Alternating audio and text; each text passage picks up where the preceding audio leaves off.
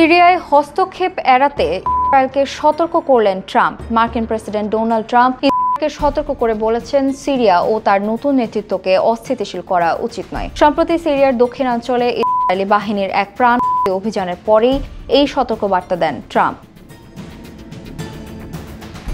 সামাজিক মাধ্যম truth সোশ্যালে Trump বলেন, ইসরায়েলের জন্য অত্যন্ত গুরুত্বপূর্ণ যে তারা সিরিয়ার সঙ্গে শক্তিশালী ও সত্যনিষ্ঠ সংলাপ বজায় রাখবে এবং এমন কোনো ঘটনা ঘটতে দেবেন না যা সিরিয়াকে সমৃদ্ধির রাষ্ট্রে পরিণত করার পথে বিঘ্ন ঘটাতে পারে।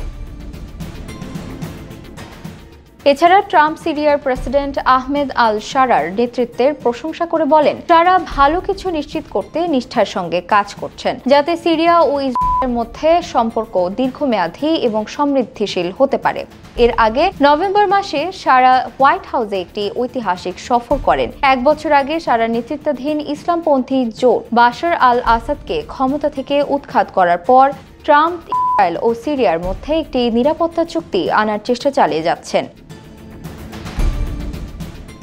অন্যদিকে ইসরায়েলের শত শত হামলার কারণে দুই দেশের মধ্যে উত্তেজনা বৃদ্ধি পেয়েছে। এ পর্যন্ত ইসরায়েলি বাহিনীর সবচেয়ে প্রাণঘাতী অভিযানে শুক্রবার সিরিয়ার দক্ষিণাঞ্চলে ১৩ জন নিহত হন। ইসরায়েল জানিয়েছে তারা একটি ইসলামপন্থী গোষ্ঠীকে লক্ষ্য করে এই অভিযান চালিয়েছিল। এদিকে ট্রাম্প বলেন, যুক্তরাষ্ট্র যুদ্ধবিধ্বস্ত সিরিয়াকে পুনর্গঠনে সহায়তা করছে এবং সরকার যাতে নির্ধারিত কাজ চালিয়ে যেতে পারে সেই জন্য সবকিছু করছে।